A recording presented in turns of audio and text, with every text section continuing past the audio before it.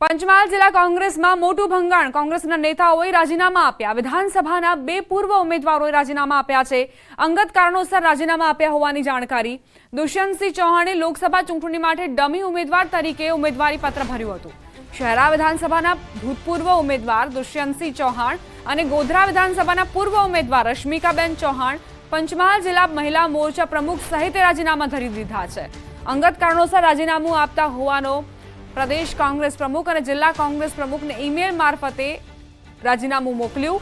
રશ્મિકાબેન ચૌહાણ ગત વિધાનસભા ચૂંટણીમાં ગોધરા બેઠકના ઉમેદવાર હતા. શહેરા તાલુકા કોંગ્રેસ પ્રમુખ સહિત અન્ય હોદ્દેદારો, સરપંચો અને કાર્યકરો મળી 25થી વધુએ રાજીનામા ધર્યા. આગામી દિવસોમાં દુષ્યંતસિંહના સમર્થકો પણ મોટી સંખ્યામાં તેઓની સાથે રહેશે. અગાઉ પણ લોકસભાના ઉમેદવાર સામે દુષ્યંતસિંહે નારાજગી વ્યક્ત કરતા પ્રદેશના નેતાઓએ ડેમેજ કંટ્રોલ કર્યું હતું. કોંગ્રેસમાંથી રાજીનામું આપ્યા બાદ દુષ્યંતસિંહ ચૌહાણ અને સમર્થકોનો લોકસભા ચૂંટણી દરમિયાન કઈ તરફ ઝુકાવ રહેશે એની સામે સૌની નજર.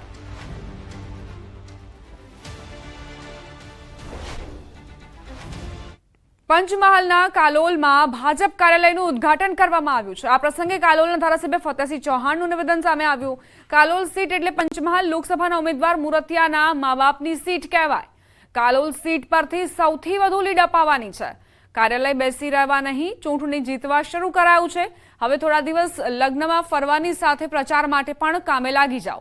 ભાજપ કાર્યકર્તાઓને ઘર ઘર સુધી પહોંચવા ધારાસભ્યએ આહવાન કર્યું. વાંકાનેરના વિક્રમ સોરાણી 29 એપ્રિલે રાજકોટના રામપરા ગામે CR પાટીલની હાજરીમાં ભાજપમાં જોડાશે.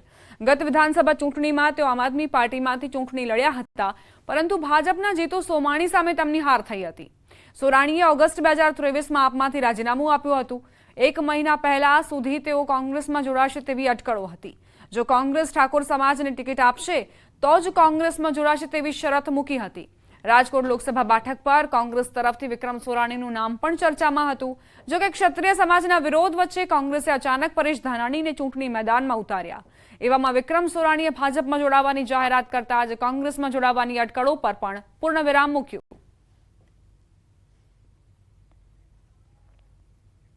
સમાચાર વડોદરાથી પ્રાપ્ત થઈ રહ્યા છે. વડોદરામાં વોર્ડ નંબર 10ના ભાજપના કાર્યકર્તાએ દાદાગીરી કરી હોવાનું સામે આવ્યું.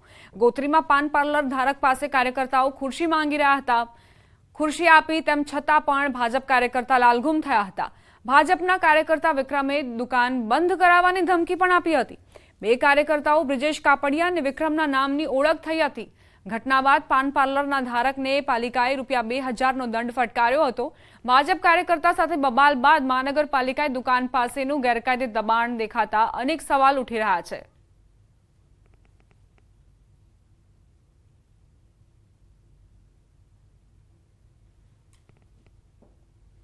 વડોદરામાં એક યુવક અનોખી સેવા કરશે. વયોવૃદ્ધ મતદારોને પોતાની કારમાં યુવાન મતદાન માટે મફત લઈ જશે. શૈલેષ મૈસુરી નામના યુવકે મતદાન વધારવા અનોખું બીડું ઝડપ્યું. ગત વિધાનસભા ચૂંટણીમાં સેવા શરૂ કરી હતી. પહેલા જ વર્ષમાં 35 વૃદ્ધ મતદારોને મફત વાહનની સેવા પૂરી પાડી હતી. વયોવૃદ્ધ નાગરિકો સામાન્ય રીતે મતદાન માટે જવાનું ટાળતા હોવાથી આ યુવકને અનોખી સેવાનો વિચાર આવ્યો. શૈલેષ મૈસુરી મતદારોને મતદાનનું મહત્વ પણ સમજાવે છે.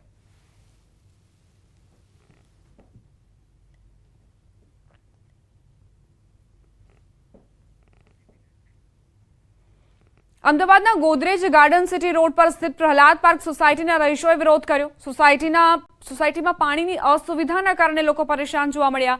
લીકેજના કારણે છેલ્લા 5 દિવસથી પાણી વિતરણ નથી કરાયું. સોસાયટીના આગળના ભાગમાં મોટા ખાડાથી પણ લોકો પરેશાન છે. વારંવાર સ્થાનિકોએ સમસ્યા અંગે રજૂઆત કરી, છતાં અધિકારીઓ સાંભળવા તૈયાર નથી. લીકેજનું રિપેરિંગ કરવા કોઈ કર્મચારીને પણ મોકલવામાં નથી આવતા. પરિણામે સ્થાનિકોએ કોર્પોરેશન હાય હાયના નારા લગાવી પોતાનો રોષ ઠાલવ્યો.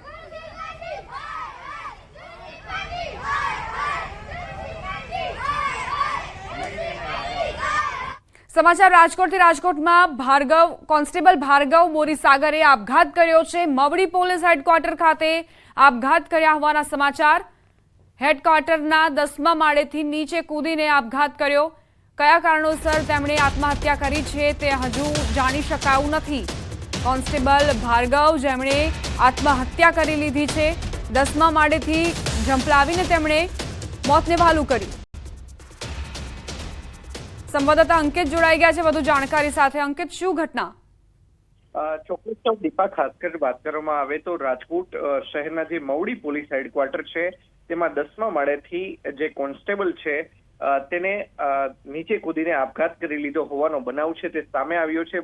કોન્સ્ટેબલ ભાર્ગવ બોરીસાગરે 10મા માળેથી કૂદીને આપઘાત કરી લીધો છે ને સમગ્ર મામલાની જાણ તેના પરિવારજનોને થતા તેનો જે પરિવાર કે જે જેતપુર ખાતે રહે છે તે રાજકોટ હાલ દોડી આવ્યો છે। એકનો એક પુત્ર ભાર્ગવ બોરીસાગર હોવાનું છે તે સામે આવ્યું છે અને 5 મહિના પૂર્વે જ તેના લગ્ન થયા હતા અને ખાસ કરીને વાત કરવામાં આવે તો 1.5 મહિના પૂર્વે જ તેની રાજકોટ ખાતે બદલી થઈ હોવાની વિગતો છે તે ખાસ કરીને સામે આવી છે ને તે રાજકોટ રૂરલ પોલીસની અંદર રીડર શાખાની અંદર ફરજ બજાવતો હોવાની વાત છે તે સામે આવી છે।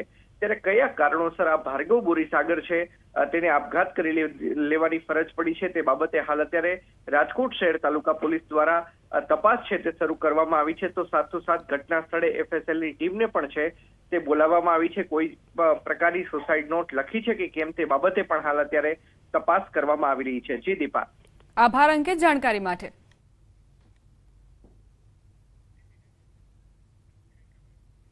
રાજકોટની BA ડાંગર હોમિયોપેથી કોલેજ નકલી સ્ટાફના આક્ષેપ સાથે વિવાદમાં આવી છે। કોલેજના સંચાલક જનક મહેતાએ આ મામલે સ્પષ્ટતા આપી।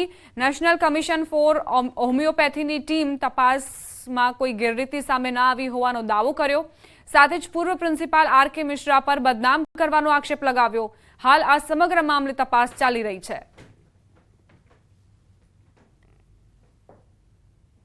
એ ટર્મિનેટ કર્યા એ દરમિયાન એમનું કહેવાનું એવું હતું કે હું તમારી કોલેજને કોઈ પણ સંજોગોમાં બંધ કરાવીશ। એટલા માટેથી આ 6 મહિના પહેલા પણ આ ટાઈપનો પ્રયત્ન કર્યો હતો। અત્યારે પણ ફરીથી અમારું જે ઇન્સ્પેક્શન આવ્યું હતું એના હિસાબે પણ આ ટાઈપનો એક પ્રયત્ન કર્યો છે। વલસાડના નવી નગરી વિસ્તારમાં થોડા દિવસ અગાઉ ઘરમાંથી જ એક યુવતીના મળેલા મૃતદેહને લઈને જાણકારી છે। આ મામલે પોલીસે ચોંકાવનારો ખુલાસો કર્યો। જિજ્ઞા રાઠોડ નામની યુવતીની તનાજ પતિએ હત્યા નિપજાવી હોવાનું બહાર આવ્યું। પોલીસે ગણતરીના સમયમાં જ આરોપી પતિની ધરપકડ કરી લીધી છે। ઘર જમાઈ તરીકે યુવતીના ઘરમાં રહેતા યુવક અવારનવાર ઝઘડા કરતો હતો। યુવતી સાથે છૂટાછેડા લેવા માંગતો હતો, પરંતુ જિજ્ઞા તૈયાર થતી ન હતી, જેથી આવેશમાં આવી પતિએ પત્નીનું ગળું દબાવી હત્યા નિપજાવી ફરાર થઈ ગયો હતો।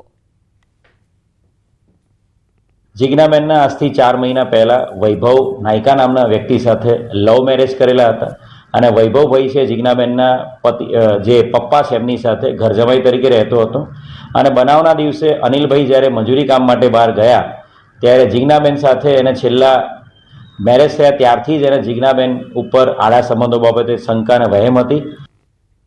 અમદાવાદના દાણી લીમડામાં યુવકની ઘાતકી હત્યાથી ચકચાર મચ્યો છે। ઝુબેર કુરેશી નામના 31 વર્ષીય યુવકને છરીના ઘા ઝીકી મોતને ઘાટ ઉતારાયો। ગળા, છાતી અને હાથ પર છરીના ઉપરા છાપરી ઘાથી યુવકનું મોત નીપજ્યું। યુસુફ અલી ઉર્ફે લાલા બાબુભાઈ સૈયદ નામના શખ્સ પર ઝુબેરની હત્યાનો આરોપ મુકાયો।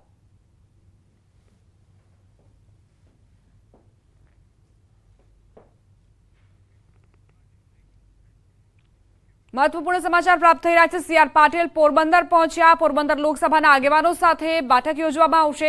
લોકસભા ચૂંટણીને લઈને આગેવાનો સાથે મહત્વની ચર્ચા કરવામાં આવશે।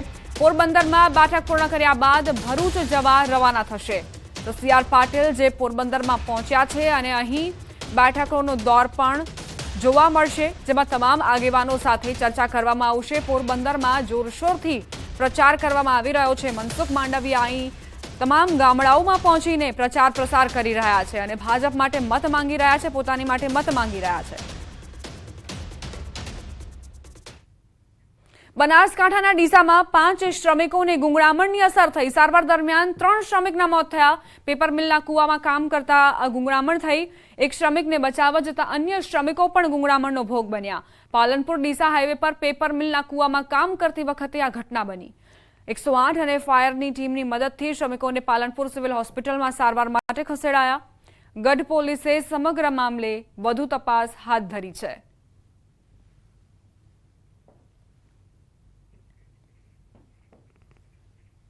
સમાચાર વડોદરાથી પ્રાપ્ત થઈ રહ્યા છે। સ્વિમિંગ પુલ બહાર મહિલા સ્વિમરનું મોત। વડોદરાના સરદારબાગ સ્વિમિંગ પુલની ઘટના।